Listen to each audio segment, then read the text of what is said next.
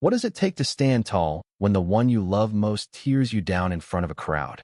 Emily had asked herself this question countless times, but never had the answer felt so raw, so real, as it did that night. Nathan, the golden child of the family, had always been the center of attention. Charismatic, sharp-witted, and effortlessly charming. He could make a room laugh with a single quip. But his humor often came at a cost. Emily's pride. For years, she had endured his jabs, his teasing remarks about her quiet nature, her boring job as a librarian, her lack of ambition compared to his soaring career in finance. Emily's probably still organizing books while the rest of us live in the real world, he'd say, and the room would chuckle. She'd smile, swallow the sting, and move on. But tonight was different. The occasion was their parents' 40th anniversary, a grand celebration with relatives, friends, and colleagues filling the elegant hall. Emily had helped plan every detail: the floral arrangements, the string quartet, the menu. Yet Nathan, as always, took the spotlight. As dessert was served, he stood, glass in hand, to give a toast. The crowd hushed, eager for his charm. Emily braced herself, sensing the familiar edge in his grin. "To Mom and Dad," Nathan began, his voice smooth as velvet. 40 years of love, sacrifice, and building a family we're all proud of. Applause rippled through the room. Then his eyes locked on Emily, and her stomach twisted. Of course, not all of us have their drive. My dear sister, Emily, for example, still content with her little library job, shelving dreams instead of chasing them. Laughter erupted, sharp and cutting. Faces turned toward her, some amused, others pitying. Emily's cheeks burned, her heart pounding as she stared at the tablecloth, willing herself not to cry. She felt a hand on her shoulder. David, her husband, steady and calm as always. He squeezed gently, his presence a quiet anchor. Emily had married David 3 years ago, a man whose reserved demeanor hid a depth she cherished. Nathan had mocked him too, calling him the dull professor behind his back. But David never retaliated, never rose to the bait. Until now.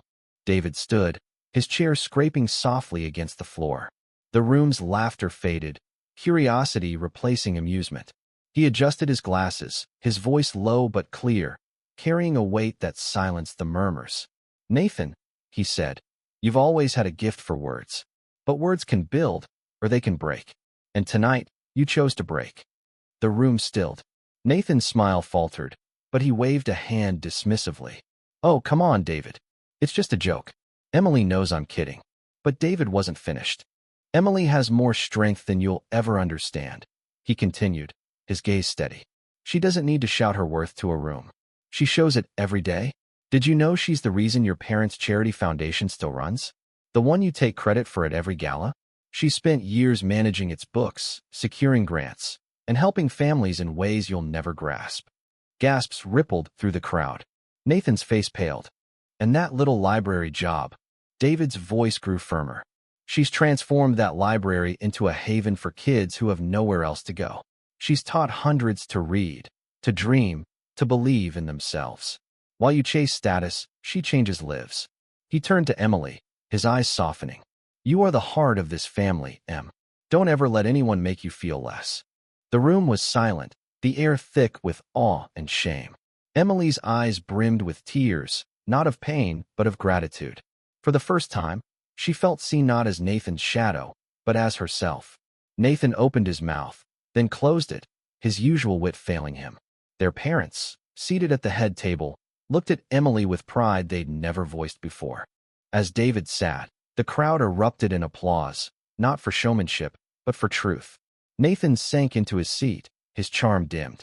Later, he approached Emily, his voice low. "I didn't know, Em. I'm sorry."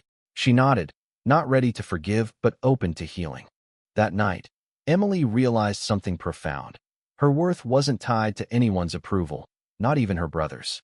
It was in the lives she touched, the love she gave, and the quiet strength she carried.